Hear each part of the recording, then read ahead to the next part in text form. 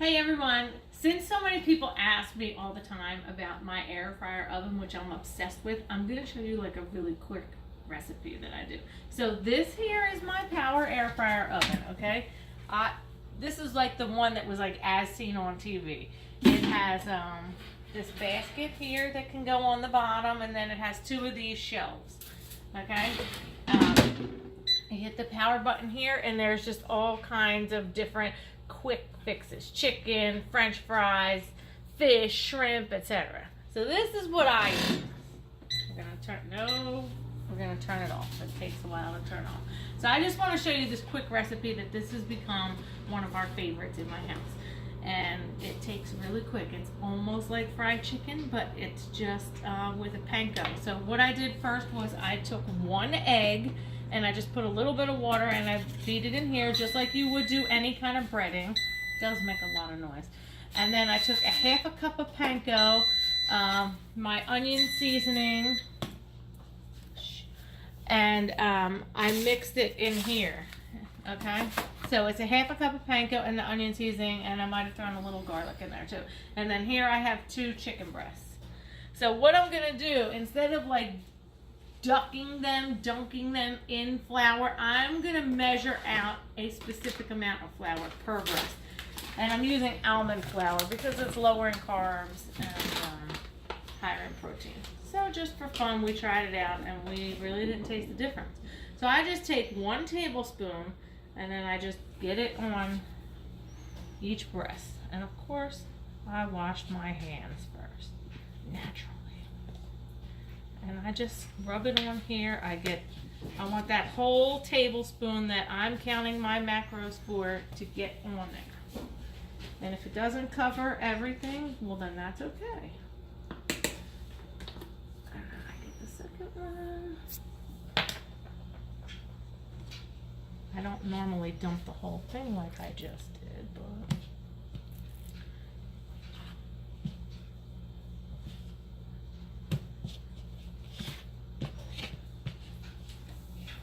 and try to make sure these breasts are a little dry so that it goes in. Simple as that. Then I dip it just in the egg, just like you would when you're breading your cutlets or whatever it is that you bread and fry. But I only have 2 large breasts that I'm making. And I try to coat this as much as I can. I bulk it up with the onion seasoning so that it's less on the carbs, but it still feels like a crispy, crunchy coating. I'm just going to put it right back here. Then I'm going to do it with the second one.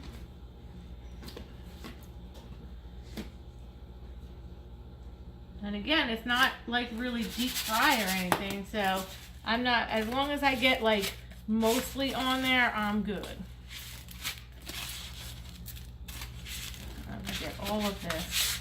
This is the good stuff, so I try to make sure I use every last bit of that. And then I'll take it over here and I'll fill in any little gaps or sides.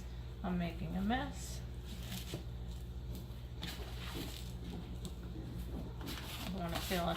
I measured this out, so I'm counting my macros and my calories on that, so I'm using every little bit that I can of this.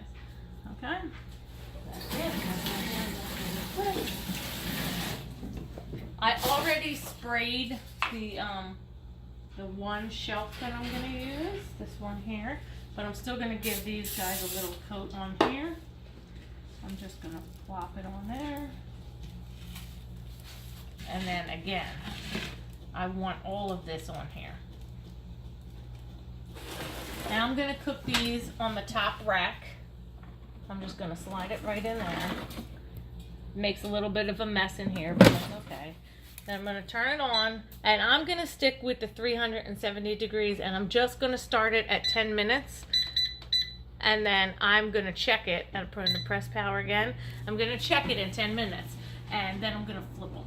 So, I'll be right back. I actually added 2 more minutes to this, so I cooked it for 12 minutes, and we're going to check now. Yeah, see how pretty crispy that's looking? Alrighty, so I am just going to flip these babies. could have cooked it for like another little minute or so, but we're not going to worry about all that stuff coming out. It's almost cooked all the way through. We just want to crisp this up again. Now, if you had more than 2 breasts, I would imagine you would take the 2 and switch the shells. Flip them over and then switch the shells because they're not going to get as crisp. So I'm going to put these back in. This makes me sad, but I'm going to just save that all and add it back on later. I'm going to turn it back on, just push the power button, and I'm just going to put it in for another like 4 minutes, and then I'm going to test how it is. Well, be back. Yeah. Okay, so on that last part, I did want to tell you, I do like, the second time, I like to up the temperature to 400. That way it gets crispy on the top. So we're going to check this out. So I put it in for 4 minutes at the 400. I did it for 370, so a little bit. So you can either have it done now, or you can let it sit in there for a little bit longer. But I usually check it with the thermometer. I already know that this is already completely cooked all the way through. This is at 1. Yeah. Completely done. And that's it. It was that simple. And I would take it. I don't want to. That's it. That's where we're going to go with it. I could cut it open and show you how juicy it is inside, but I got these 3 screaming cats in the background. That's making me nuts. So, all right. Well, so that's how I use my air fryer oven. I'm going to take all these little crispy things that are in here, and I'm going to put them on my plate. Okay?